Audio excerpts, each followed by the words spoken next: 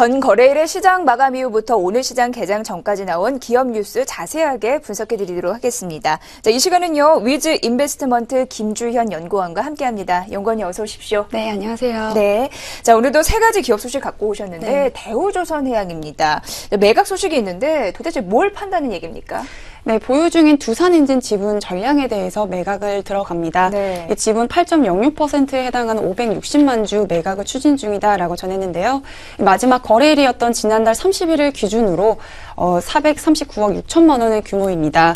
이 대우조선해양은 지난해 12월에 골프장과 100% 자회사인 이 FLC 지분 매각 작업에 착수하는 등 이런 조선해양과 연관성이 떨어지는 비본질 자산에 대한 이런 3년 전부터 정리 작업을 진행 중에 있습니다. 이 높은 부채 비율 때문이었는데요.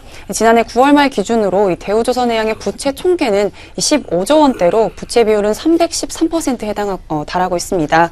이번에 두산엔진 지분을 전량 매각하게 되면 440억 원 규모의 이런 현금을 확보할 수 있다는 점에서 재무구조 개선 효과가 기대되고 있습니다. 그동안 선박용 엔진 제조업체인 이 두산엔진은 조선 업황 악화로 직격탄을 좀 맞았습니다. 2011년 2조 원을 넘던 매출은 2012년에 1조 원대, 그리고 2013년에는 7,400억 원대로 급감을 했고요. 3,000억 원대에 육박했던 영업이익도 작년에 적자로 돌아서면서 실적이 좋지 못했습니다. 또 두산엔진은 두산중공업이 42.66%로 최대 주주지만 삼성중공업이 14.12%, 그리고 대우조선해양이 8.06% 지분을 보유하고 있는데요.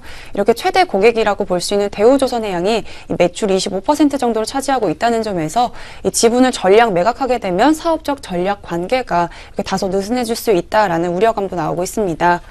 한편 대우조선해양은 4분기 실적이 시장 기대에 부합할 것이다라는 전망입니다. 국내 조선소 중에 유일하게 수주 가이던스를 초과 달성하는 등 이런 성과를 보였기 때문인데요. 작년에는 전체 수주량의 약 60%에 해당하는 총 37척의 LNG선을 수주하기도 했습니다. 이렇게 LNG선의 수주 모멘텀은 올해도 이렇게 견조한 흐름을 이어갈 걸로 보이지만, 이런 한편으로는 국제 유가 약세로 인한 타격은 지속이 될 걸로 보이기 때문에 신규 수주 성장률에는 부정적인 영향이 있을 걸로 전망이 됩니다. 그래도 올해 초에는 수주 계약 소식이 꾸준히 나오면서 시작이 좋습니다. 전 거래일에는 2억 불 규모의 신규 수주 모멘텀을 전했는데요. 그리스와 올해 첫 수주로 초대형 원유 운반선을 2척을 계약했습니다. 고효율 엔진과 최신 에코선연 등 이런 최신 연료 절감 기술이 적용된 이런 대우조선해양의 차세대 친환경 선박으로 알려져 있고요. 이렇게 대우조선해양은 이번 원유 운반선 2척 계약을 포함해서 올해 LNG선 4척 등 총 6척을 10억 달러에 수주하기도 했습니다. 현재 조선업종 전반이 어려운 상황이지만 대우조선해양이 LNG선 분야에서 기술적으로 우위에 있어서 이런 수주가 견조하다는 점은 다른 기업에 비해서 우호적으로 평가를 좀 받고 있고요.